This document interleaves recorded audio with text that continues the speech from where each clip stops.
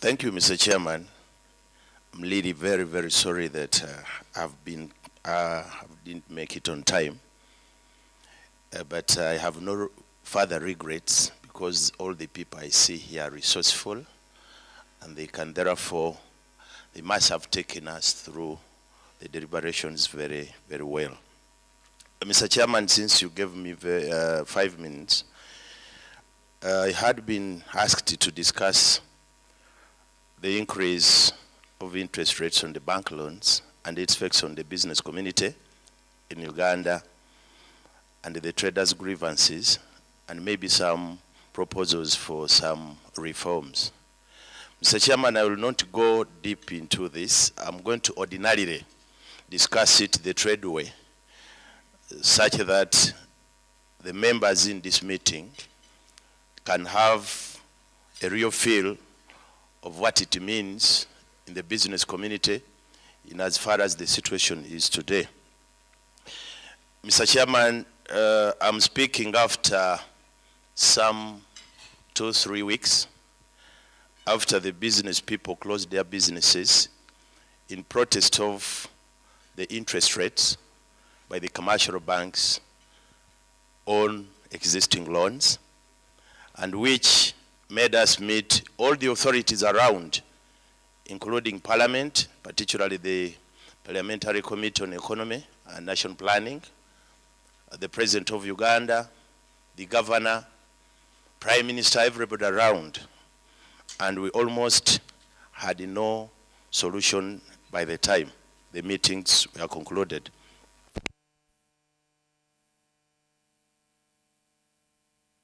Chairman,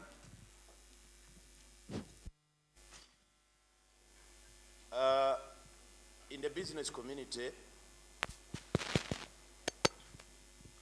Mr. Chairman, in the business community, we had a very, very, very different view from what the government position.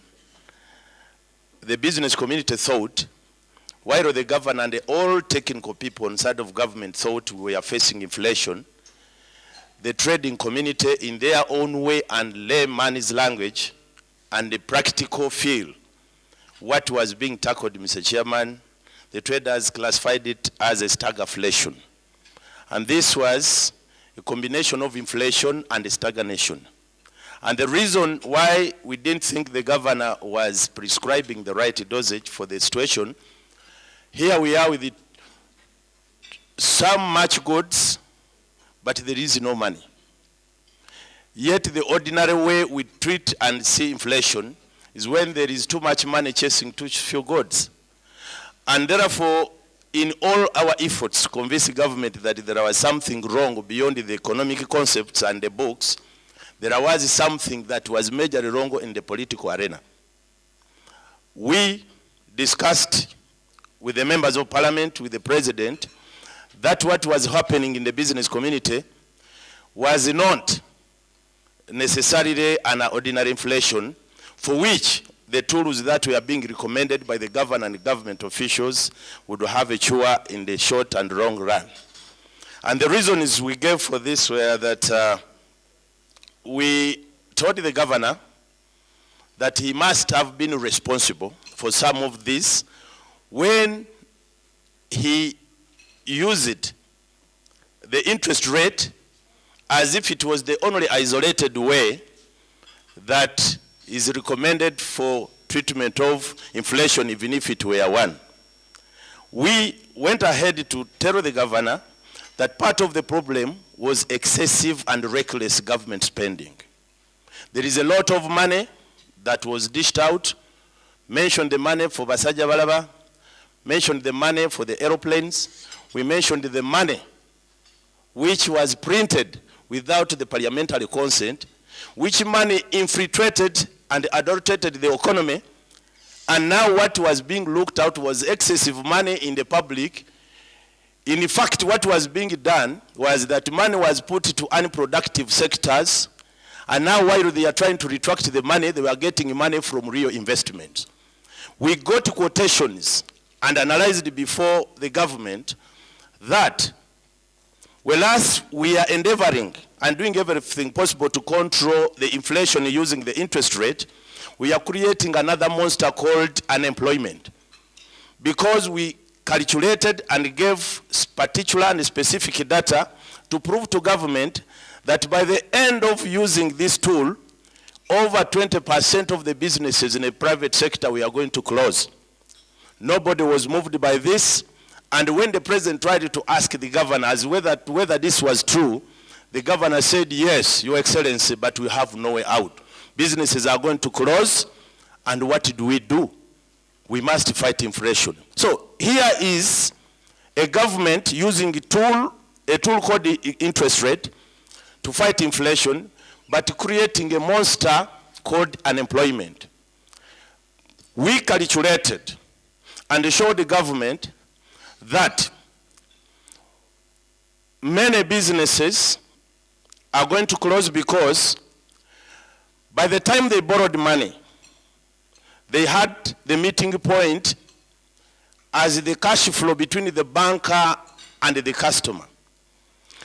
By that time, when someone took the money from the banks, they had anticipated certain incomes. And this is the basic meeting point time between a banker and a borrower. So by miraculously thinking that we would raise cash flows beyond our anticipated incomes was a miracle. We told the government that Jesus is no longer alive. We might not create scenarios. Jesus might be alive, but is not seen. Yes. Yeah, Jesus is alive, but when he goes to the banks, we really wonder whether he can create the cash flow that we needed to balance the equation. So we told the government, we even gave an example of people in Masaka who went out to borrow the money for rearing chicken, and then they would be paying in form of trays of eggs. A person would return 80 after getting 100 trays, pays 80 and remains with 20 as upkeep, and while the cash flows had been adjusted, then it would mean that the chicken would be now told to lay 2 eggs instead of 1, because they are now being required to pay 160 trays instead of the 80. We told the president and everybody around that this was impossible. Mr. Chairman, it was so unfortunate that even when we brought out recent cases that had been ruled in favor of the bankers, the customers of banks in the UK, where banks had been told to pay back money that had been gotten out of them by the insurance companies for those who were not given options to be out of it, we could not convince the government that what was being done was wrong. Mr. Chairman, we know that the governor and the government are rightly allowed to use a number of tools in the control of inflation, and this is not isolated to only monetary, also fiscal policies. You remember, Mr. Chairman. Let's go to the solutions because we are running out of time.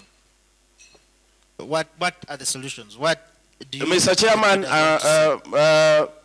before I go to the solutions, I will tell you that we can control inflation using the monetary or fiscal policies.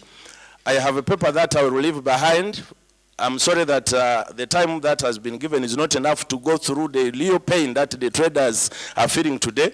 But the solutions to this, one, Mr. Chairman, the trading community is the view that while we use every tool available to control inflation, we must also right away and now start reducing on the reckless government expenditure.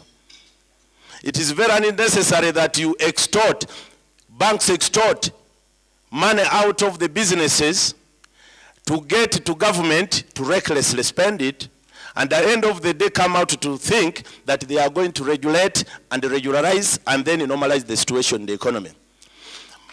Mr. Chairman, we also as KACITA think that while the governor is desperate to bring the interest rates, the inflation down, he should also use some other tools like the fiscal policy says.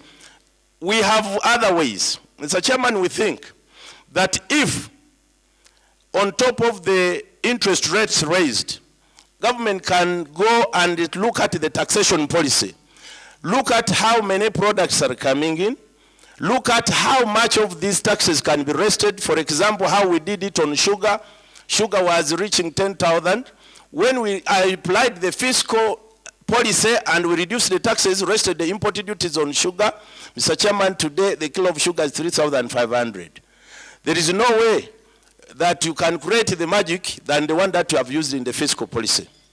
We also think, Mr. Chairman, that one of the solutions that we can have is to, unfortunately, let the central bank create attractive saving options. Can people bring out money? Can government sell bonds through commercial banks?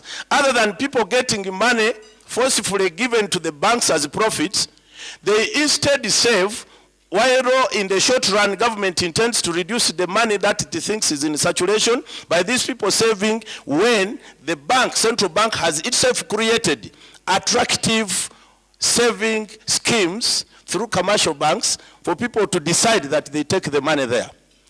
Unfortunately, Mr. Chairman, I can't go beyond this. I had prepared a paper of 20 minutes. It is my fault that I came late. Maybe I will have another chance for exposing, but what my concluding remark, Mr. Chairman, is that while the governor reduced the interest rate, the CBR, by 1%, we are yet to hear a formal reply to our grievances, which were about 15 as regards commercial banks and their operations, from government. And therefore, you will not be surprised if, when we met again, we might also not agree with whatever is being done.